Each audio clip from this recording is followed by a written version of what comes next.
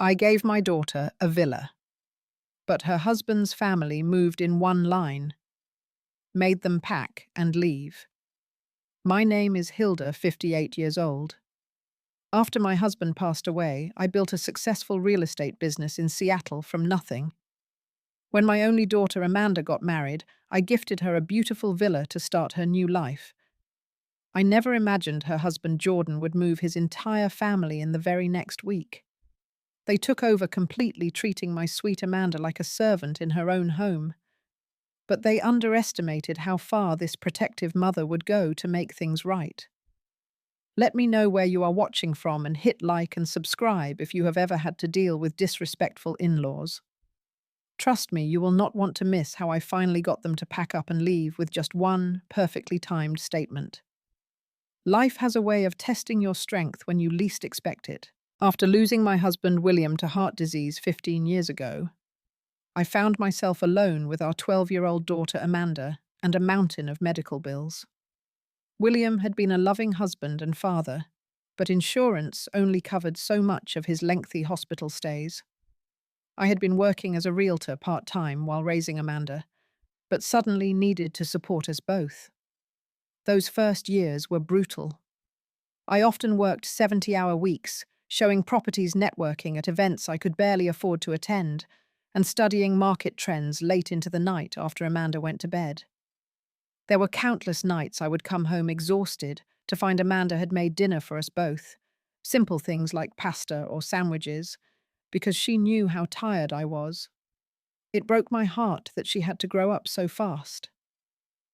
"Mum, I understand," she would say whenever I missed a school event. "We need to pay the bills." Even at that young age, she was empathetic and mature beyond her years. By the time Amanda was in high school, my hard work had started to pay off. I had built a reputation as one of the most knowledgeable realtors in Seattle, specializing in luxury properties. I saved everything I could and eventually took the biggest risk of my life, starting my own real estate development company. It was terrifying, but I reminded myself I had already survived losing the love of my life. I could survive this too. The company flourished, growing from just me to a team of 15 dedicated professionals. We renovated historic properties, developed small luxury communities, and eventually expanded into commercial real estate. Success came at a price, though. Amanda and I remained close, but I know she felt my absence during important moments of her childhood. Amanda grew into a beautiful, kind-hearted young woman.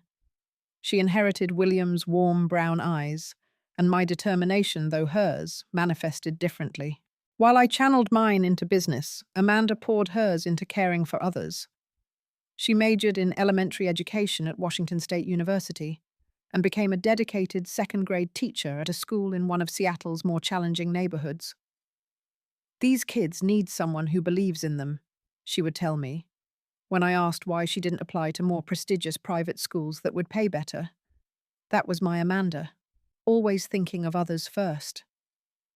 It was at a mutual friend's birthday party that Amanda, then 30, met Jordan Thompson. She called me the very next day, unusually excited. "Mum, I met someone last night. He's in marketing, so smart and funny, and we talked for hours." Over the next few weeks, all our conversations inevitably turned to Jordan. He sent flowers to her classroom, left sweet notes on her car, and took her to impressive restaurants. When I finally met him at a dinner Amanda arranged, I could see why she was smitten. Jordan was tall, conventionally handsome, with an easy charm and quick wit. He seemed attentive to Amanda, laughing at her jokes and asking thoughtful questions about her day. Something about him made me slightly uneasy, though I couldn't put my finger on it. Perhaps it was how he ordered the most expensive wine on the menu while Amanda reached for the check, or how his stories about his marketing clients seemed vague when I asked specific questions. But Amanda was happier than I had seen her in years, and I didn't want to dampen her joy with unfounded concerns. Their relationship progressed rapidly. Within 8 months, Jordan proposed with a ring that seemed modest, given his tales of marketing success. Amanda didn't mind. She had never been materialistic. As the wedding approached, I wanted to give Amanda something meaningful, something that would provide security and show her how proud I was of the woman she had become. I had recently completed a Mediterranean-style villa development in an exclusive neighborhood. One home in particular, a four-bedroom beauty with a pool and garden, had been my personal favorite. Worth approximately $1.2 million, it represented the culmination of my years of hard work. The day I gave Amanda the keys 3 weeks before her wedding, she broke down in tears. "Mom, I can't accept this. It's too much," she whispered, the keys clutched in her trembling hands. "Amanda, everything I have built has been for you," I told her, holding her close. "This home is my gift to you and Jordan to start your life together. It's security for your future." What I didn't say was that it was also my way of making up for the dance recitals. Missed the parent-teacher conferences attended by babysitters and the lonely dinners she ate while I closed deals. The villa represented everything I had sacrificed time with her to build. The wedding was beautiful. Amanda, radiant, in a simple lace gown, Jordan handsome, and seemingly overcome with emotion as they exchanged vows. I watched them dance their first dance as husband and wife, praying that Amanda had found the kind of love William and I had shared. If only I had known what was coming, I might have held on to those keys just a little longer. The trouble began subtly, like most disasters do. Amanda and Jordan returned from their 2-week honeymoon in Hawaii, tanned and seemingly happy. I visited their villa the day after they got back, bringing housewarming gifts, fine wine, plush towels, and a set of crystal glasses that had belonged to my mother. "These are beautiful, Mum," Amanda said, carefully unwrapping the crystal. "Well, save these for special occasions." Jordan seemed distracted throughout my visit, constantly checking his phone and stepping outside for calls. I attributed it to work catching up with him after the honeymoon. Amanda showed me their wedding photos on her laptop, pointing out special moments and laughing about small mishaps. Yet I noticed a tension in her shoulders that hadn't been there before. During dinner, Jordan made an odd comment that should have been my first real warning. "Families should stick together, don't you think, Hilda?" he said, while refilling his wineglass for the third time. "That's what marriage is all about, joining families." I nodded politely, assuming he was making conversation. "Yes, though it also means creating your own family unit." He smiled in a way that didn't quite reach his eyes. "Exactly. One big, happy family." A week later, Amanda called me sounding stressed. "Mum, we have some temporary guests staying with us. Jordan's parents are visiting for the weekend." "That's nice, honey. First family visit to your new home." "Yeah, nice," she said, her voice trailing off. The following Sunday, I dropped by with some fresh pastries, expecting to find Amanda and Jordan waving goodbye to his parents. Instead, I found Frank and Dorothy Thompson very much settled in the living room suitcases still in the guest bedroom. Frank Thompson was a burly man with a permanent scowl and a booming voice that seemed to fill every room. Recently retired from managing a factory, he carried himself with the authority of someone used to giving orders rather than taking them. "Hilda's here," he announced unnecessarily when I entered. "The woman who gave away $1 million house, never seen anything like it in my life." Dorothy, a thin woman with nervous hands and a perpetual look of mild dissatisfaction, offered me a tight smile. "It's very generous, though the master bathroom could use updating." I blinked, surprised by the critique of a gift. "I think it's quite modern as is." "Mum designed the whole development," Amanda said quickly. "The bathrooms are all premium fixtures." "Well, premium is subjective, isn't it?" Dorothy replied with a dismissive wave. Over coffee, it became clear the Thompsons' weekend visit had no definite end date. Frank talked about getting settled, and Dorothy mentioned looking forward to exploring the neighborhood properly. The situation deteriorated rapidly from there. The following week, Jordan's younger brother Travis arrived with his girlfriend Melody. Both were allegedly between jobs and needed a place to stay just until something comes through. Travis was essentially a younger, less polished version of Jordan, handsome, but with a perpetual look of entitlement. Melody barely spoke, constantly glued to her phone, and leaving her dishes wherever she finished eating.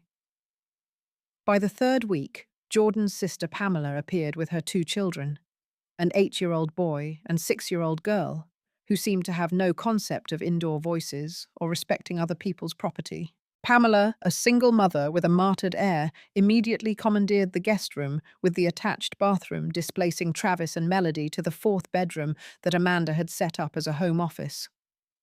When I called Amanda to check in, she sounded exhausted. "Jordan's family is going through a tough time, Mum. His parents sold their house because of some financial issues. Travis got laid off, and Pamela is having trouble with her ex not paying child support. And they all decided to move in with you at the same time?" I asked, unable to keep the suspicion from my voice. "It's just temporary," Amanda insisted, though her voice wavered. "Jordan says family takes care of family." "Amanda, this is your home. You and Jordan are just starting your marriage. Having his entire family move in is a lot to handle." "I know, but what can I do? They're my family now, too."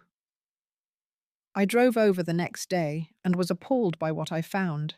Amanda was in the kitchen preparing meals for everyone, while the rest of the family lounged around the villa.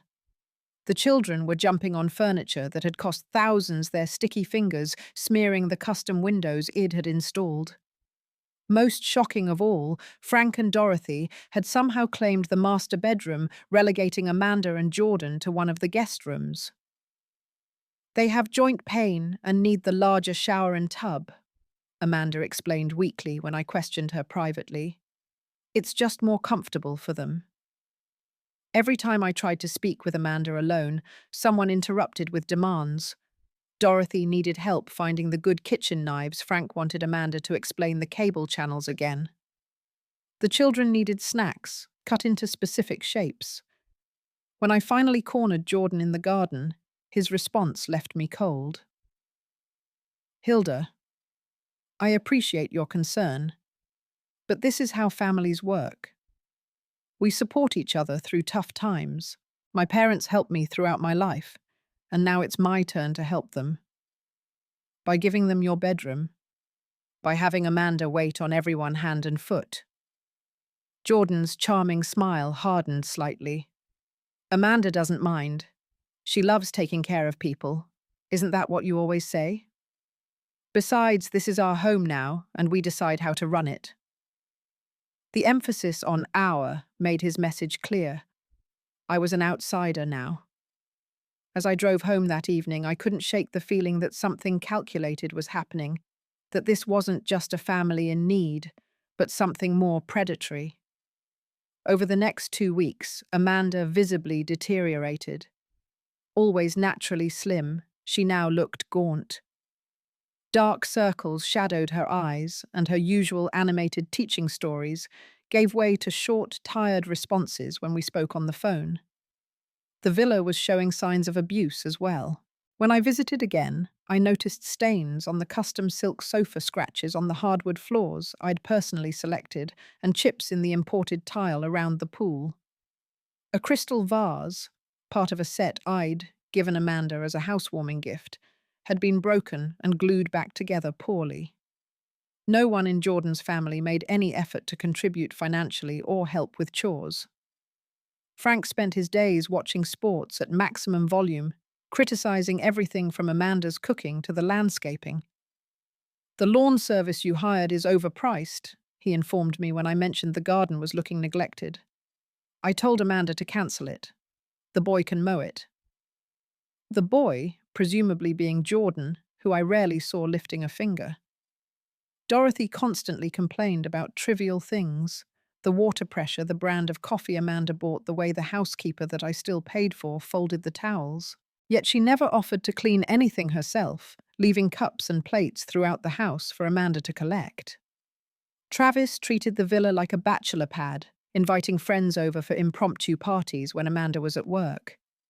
Melody spent most days lounging by the pool, posting photos on social media, with captions about living my best life in a luxury villa.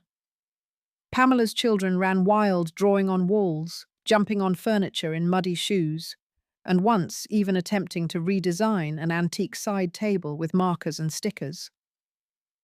The situation reached a breaking point when Amanda was called into her principal's office because she had been falling asleep during class preparation. She loved her teaching job, but was now staying up until midnight cleaning after everyone and waking at dawn to prepare breakfasts before school. The property manager from the Homeowners Association called about noise complaints from neighbors. Apparently, Travis had hosted a particularly loud gathering on a Tuesday night that went until 3 in the morning. When I arrived unannounced the following weekend, I walked into a scene that made my blood boil.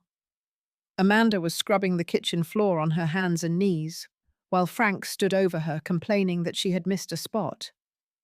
Dorothy sat at the island flipping through a luxury bath fixture catalogue, circling items and making a list.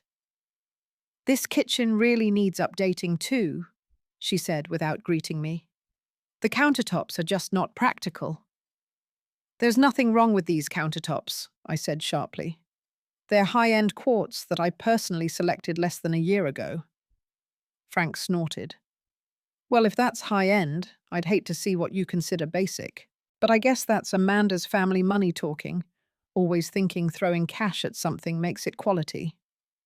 That was it. "Amanda is on her hands and knees cleaning up after all of you. Show some respect." Jordan walked in at that moment, fresh from a shower, looking unconcerned about his wife scrubbing the floor. "What's going on?" "Your father is being disrespectful about this home, and about Amanda's hard work." Jordan put his arm around his father's shoulders. "I'm sure Dad didn't mean anything by it. He's just got high standards. We need to respect that, right, Amanda?" Amanda looked up, a strand of hair stuck to her damp forehead, and said nothing. Later, when I tried to speak with her privately, she begged me not to make things worse. "It's temporary, Mum. They're having financial difficulties. Once they get back on their feet, things will go back to normal." But my suspicions were growing. I had built my business by being observant and trusting my instincts about people. Something wasn't adding up about the Thompson family's sudden collective hardship. I hired a discreet investigator, something I'd occasionally done when vetting potential business partners. What he discovered confirmed my worst fears. Jordan had been between contracts in his marketing career for nearly a year before meeting Amanda. His impressive client stories were largely fabricated. More disturbing, Frank and Dorothy had sold their modest home 3 months before the wedding, not recently as Amanda had been told. The timing suggested premeditation, not coincidence. Travis had been fired from his last 3 jobs for attendance issues, not laid off due to company downsizing. Pamela had a history of moving in with friends and relatives until they eventually asked her to leave. In short, the entire Thompson family had financial problems long before Jordan met Amanda. My suspicion that Jordan had targeted my daughter for her potential assets seemed increasingly likely. When I gently shared some of these findings with Amanda, she finally broke down. "I feel so trapped, Mum. This isn't what I thought marriage would be like, but I don't want to fail at this. I don't want to hurt Jordan." "What about how they're hurting you?" I asked softly. She looked away. "Jordan says it's just how families help each other." That evening, as I was leaving, I overheard Jordan and his father discussing renovation plans for the villa, extensive, expensive changes they had no intention of paying for themselves. Frank was talking about finally having a place worthy of the family, while Jordan nodded enthusiastically. I drove home that night with a heavy heart, realizing that the beautiful gift I had given my daughter was being systematically taken over by people who saw her only as a means to upgrade their lifestyle. The situation reached its breaking point 3 months after the wedding. Amanda called me at 11 p.m., sobbing so hard I could barely understand her. "Can you come get me?" "Please, Mum." I was in my car within minutes.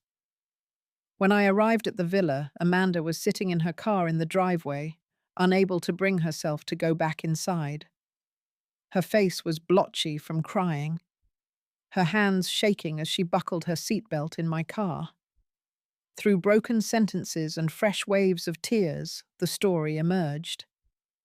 Amanda had prepared a special dinner to celebrate 3 months of marriage. She had left work early, bought expensive ingredients, and spent hours cooking Jordan's favorite meal. She had set the dining room table with candles and the crystal glasses from my mother. Instead of the romantic evening she had planned, Jordan had invited his entire family to join them. Frank had made a speech about finally having a nice place to live and joining the upper class. Dorothy had spent the entire meal talking about how the master bathroom needed remodeling to better suit her taste. But what broke Amanda completely was overhearing a conversation after dinner. She had gone to the kitchen to get dessert when she heard Jordan and his family in the living room. "You really scored big with this one bro," Travis had said. "Free house, rich mother-in-law, and a wife who does all the cooking and cleaning without complaining." "I told you she was perfect," Jordan replied. "Sweet, naive, and completely devoted. Plus her mother is wrapped around her finger. We could probably get her to buy us a vacation home next if we play our cards right." Frank had laughed. To the Thompson family upgrade. From factory manager to luxury living in one generation. Pamela had chimed in about enrolling her kids in the expensive private school nearby since, "We have the money now." Melody was already looking at new cars online that would match the aesthetic of the neighborhood. Amanda had confronted Jordan privately later that night, only to be gaslighted. "You're being paranoid and selfish," he told her. "My family needs support right now, and as my wife, it's your duty to help them. That's what marriage is." When Amanda pointed out that they were taking advantage, Jordan became cold. "If you really loved me, you wouldn't complain about helping my family. Or is your mother's materialism rubbing off on you?" "It's just stuff, Amanda. Family is what matters." The next day, the family had begun moving and rearranging furniture without asking. Amanda's teaching awards and family photos were relegated to the garage to make room for Frank's sports memorabilia collection. Her grandmother's antique desk, one of the few pieces she had from her father's side of the family, was moved to make space for Dorothy's sewing table. Amanda discovered Jordan had been using her credit cards without permission, racking up thousands in charges for electronics, golf clubs, and clothes for his family. As Amanda related all this sitting in my kitchen with a mug of tea growing cold between her trembling hands, I felt a cold fury, unlike anything I had experienced since William died. "The worst part is," she whispered, "I feel so stupid. How did I not see who they really were? Manipulative people are experts at hiding their true nature," I told her, squeezing her hand. "But now we know exactly who we're dealing with." Amanda stayed with me that night, sleeping in her old bedroom. In the morning, I called Susan Baker, my attorney of 15 years and close friend. She arrived within the hour, bringing the property documents for the villa. What Jordan and his family didn't know, what I hadn't emphasized to Amanda because I hadn't wanted to diminish the gift, was that I had maintained legal ownership of the villa, listing Amanda as beneficiary, but not transferring the deed. The property legally still belonged to my company as part of a trust. I had planned to transfer full ownership on their first anniversary once they were settled. Susan confirmed what I had hoped. We had complete legal authority to remove the Thompson family from the premises. "You have several options," Susan explained to Amanda. "We can file for a formal eviction, which takes time but establishes a legal record. We can change the locks and have them removed for trespassing if they attempt to return. Or we can confront them directly with security present, to ensure they leave peacefully. Amanda sat quietly for a long moment, then straightened her shoulders in a way that reminded me so much of myself at her age. "I want them gone," she said firmly. "All of them, including Jordan. I don't want a long, drawn-out process where they can damage more of the house or manipulate me further." Over the next day, we gathered evidence. Photos of the property damage financial records showing Jordan's unauthorized use of Amanda's credit cards and testimonials from neighbors about the disruption caused by Travis's parties. We hired a professional security team experienced in sensitive removals and a moving company that could pack and transport the Thompsons' belongings to a storage facility. The morning of the confrontation, Amanda was pale but resolute. "I'm scared," she admitted as we drove to the villa. "But I'm more scared of living like this for the rest of my life." When we arrived, most of the family was home, unusual for a weekday morning, but fortuitous for our purposes. Jordan and his parents were in the living room, Travis and Melody by the pool. Only Pamela was out with her children. Their expressions when we walked in with Susan and two security guards were almost comical, confusion quickly morphing into defensive anger. Jordan jumped to his feet. "Amanda, what the hell is this? Who are these people?" Frank moved to stand beside his son, drawing himself up to his full height. "This is our home. You can't bring strangers in here without our permission." Dorothy immediately began to tear up. "Amanda, dear, what's going on? We're family now. Whatever is wrong, we can talk about it." The villa was nearly unrecognizable. In just 3 months, the once pristine home had been transformed into something resembling a chaotic hotel with difficult long-term guests. Dirty dishes filled the sink. Laundry was piled on the once beautiful dining table, and there were mysterious stains on the carpet I had specially imported from Italy. Susan stepped forward professionally, briefcase in hand. "My name is Susan Baker. I represent Hilda Stevens and her company Stevens Real Estate Development." "We know who you are," Frank interrupted rudely. "You're the interfering mother-in-law's attack dog. Whatever she's put you up to, it won't work." Susan continued as if she hadn't heard him. "I'm here to inform you that this property legally belongs to Stevens Real Estate Development as part of a family trust. While it was gifted for use by Amanda Stevens, Thompson ownership was never transferred." She removed the property deed and trust documents from her briefcase, laying them on the coffee table. "As you can see, Ms. Stevens has every legal right to determine who may occupy this property." Jordan's face drained of color as he stared at the documents. "This is some kind of trick. Amanda, tell them this is our house. Your mother gave it to us." Amanda shook her head. "She gave it to me, Jordan, not to your entire family to take over and treat me like a servant." Frank's face turned an alarming shade of red. "Now you listen here. We are family and family sticks together. We've been nothing but loving and supportive." Dorothy dabbed at her eyes with a tissue. "We just wanted to be close to you both, to be a proper family. Is that so wrong?" The security team began photographing the damage to the property while Melody scrambled to gather her things from beside the pool. Travis appeared in the doorway, clearly hungover and confused by the commotion. "What's going on? Who are these people?" Frank, seeing his carefully constructed plan collapsing, lost his composure entirely. "This is ridiculous. We deserve this house more than some spoiled teacher who never had to work for anything in her life. Do you know how hard I worked in that factory 30 years? And what do I have to show for it? Nothing. While people like you," he jabbed a finger at me, "get rich, flipping houses and then act superior." In that moment of unfiltered rage, Frank revealed their true intentions more clearly than any investigation could have. Jordan tried to shush his father, but it was too late. I stepped forward, my voice calm but firm, and delivered the one line that would change everything. This house was a gift of love for my daughter, not a free hotel for people who don't respect her. The simplicity of the statement seemed to cut through all their excuses and manipulations. Amanda straightened beside me, finding her voice at last. I welcomed you into my home, and you took over completely. You pushed me out of my own bedroom, damaged my things, disrespected my space, and worst of all, she turned to Jordan, her voice breaking slightly but still strong.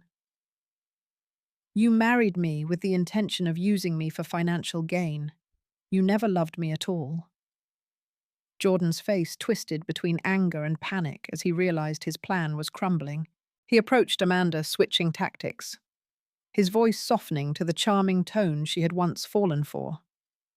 Baby, this is all a misunderstanding. Of course I love you. Let's talk about this privately, just you and me. No, Amanda said firmly. Anything you have to say can be said in front of everyone. There will be no more manipulation, no more gaslighting, no more private conversations where you twist everything to make me feel crazy. Frank tried a different approach, puffing up his chest and addressing Susan. We'll sue. We have tenant rights. You can't just throw us out with no notice. Susan smiled thinly. Actually, Mr. Thompson, you have established no tenancy here. You've paid no rent, signed no lease, and have no legal right to this property. Furthermore, she pulled out additional documents.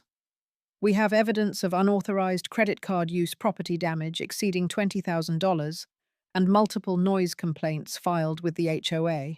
If anyone has grounds for legal action, it's Ms. Stevens. Dorothy's crocodile tears dried up instantly.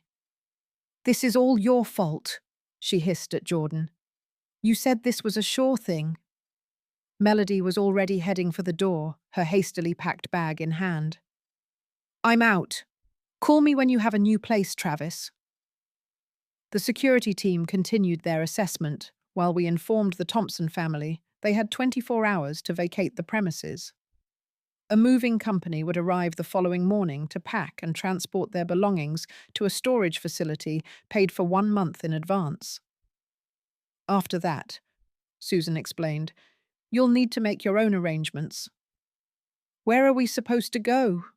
Dorothy wailed, turning on the waterworks again. We sold our house. We have nowhere to live.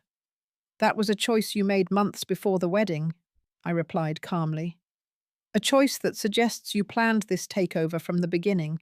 Jordan made one last desperate attempt, asking to speak with Amanda alone. When she refused, he grabbed her arm. The security guards moved forward immediately, and Jordan backed away, hands raised. You're making a huge mistake, he told Amanda. No one will ever love you like I do. That's the first honest thing you've said, she replied. No one will ever love me the way you did, with calculation, manipulation, and self-interest disguised as affection. I'd rather be alone forever than spend another day being used. The security team stayed at the villa overnight to ensure compliance and prevent any potential damage or theft. The following day, the moving company arrived as promised. The Thompson family, now blaming each other for the failure of their scheme, supervised the packing of their belongings with bad grace. Travis and Pamela turned on Jordan, openly berating him for messing up a good thing. Frank alternated between threatening legal action and attempting to smuggle items that didn't belong to him into the moving boxes. Dorothy complained continuously about the movers' handling of her possessions, despite the professional care they took. As the last of their belongings were loaded into the truck, we had all locks changed, security codes reset, and a new alarm system installed. Jordan made one final pathetic attempt to salvage something from the wreckage of his scheme. I'm entitled to half of everything as her husband, he informed Susan as he was about to leave. Actually, Susan replied, handing him another document. You signed a prenuptial agreement before the wedding, if you recall. It specifically excludes all real estate holdings and family trust assets. Furthermore, it includes an infidelity and fraud clause, which your actions have clearly violated. You're entitled to nothing except what you brought into the marriage, which, according to our records, was personal items and approximately $8,000 in debt. Jordan's face contorted with rage, but with the security guards standing nearby, he could only slam the door as he finally left the property that had never truly been his. As the moving truck pulled away, Amanda sat on the steps of the villa and finally allowed herself to cry, not from sadness, but from relief and the release of months of built-up tension. "I can't believe it's over," she whispered. "I can't believe I let it get so far." I sat beside her and put my arm around her shoulders. "You didn't let anything happen. You were deceived by people who made manipulation their life's work. But when it counted most, you found your strength and stood up for yourself. I'm so proud of you." The aftermath of the Thompson family's departure was both a time of healing and discovery. The damage to the villa was extensive. Beyond the visible stains and scratches, we found hidden problems, like water damage in the guest bathroom, where someone had consistently let water overflow, cigarette burns concealed beneath rugs, and even mold growing in the master closet from wet towels left piled for weeks. Amanda moved back in with me temporarily, while we assessed the full extent of the situation. She alternated between grief, anger, embarrassment, and relief, sometimes cycling through all four emotions in a single day. "I feel so stupid, Mum," she confessed one evening as we sorted through the belongings the Thompsons had left behind. All the signs were there. Jordan never wanted to introduce me to his friends. He always had excuses about why we couldn't visit his apartment. The proposal came so quickly after he learned what you do for a living. "Manipulative people are experts at what they do," I reminded her. "And you see the best in everyone. That's not a weakness, Amanda. It's one of your most beautiful qualities." We filed for divorce immediately, with Susan handling everything. The process revealed additional financial deceptions. Jordan had opened credit cards in Amanda's name without her knowledge and had been siphoning money from their joint account into a separate one his family could access. Amanda threw herself into the divorce proceedings with the same determination she brought to her teaching. She documented everything, followed all legal advice, and refused to engage when Jordan attempted to contact her with alternating messages of remorse and blame. As the villa was repaired and renovated, Amanda's emotional healing progressed in parallel. Each fresh coat of paint seemed to represent another layer of pain being covered over. The replacement of damaged furniture symbolized her replacing destructive thought patterns with healthier ones. About 2 months after the confrontation, Amanda made a decision that surprised me. "I want to sell the villa, Mum," she said one evening. "I know it was your gift to me, and I'm so grateful, but I can't separate it from what happened there. Every room holds memories of being belittled and used." I understood completely. The villa was never the real gift, Amanda.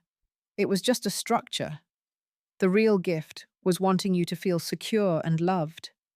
We can create that anywhere. We listed the property, and it sold within weeks, for even more than its original value thanks to the renovations. Amanda used her portion to purchase a charming townhouse closer to her school, smaller than the villa, but selected entirely by her, reflecting her own taste and needs rather than anyone else's expectations.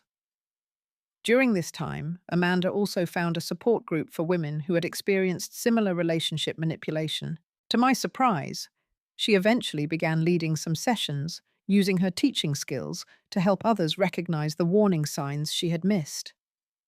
"If I can prevent even one person from going through what I did, then some good came from this experience," she told me. 6 months after the Thompson family exodus, Amanda was flourishing in her new home and had returned to teaching with renewed passion. Her students noticed the change, with one little boy asking, "Ms. Stevens, how come you're smiling all the time now?" Our mother-daughter relationship grew even stronger through this ordeal. We had always been close, but now there was a new dimension of mutual respect. I admired her resilience and courage, while she appreciated my support without control. We occasionally heard news of the Thompson family through mutual acquaintances. They had apparently tried their scheme again with another woman, but were quickly discovered thanks to their now documented history. Frank and Dorothy faced legal issues related to some fraudulent financial dealings that came to light during Amanda's divorce investigation. Travis had been evicted from 3 apartments in rapid succession. Amanda eventually began dating again cautiously and with much healthier boundaries. She had sessions with a therapist who specialized in recovery from manipulative relationships and developed a keen sense for sincerity versus performance. For my part, I learned the delicate balance between protecting my daughter and respecting her independence.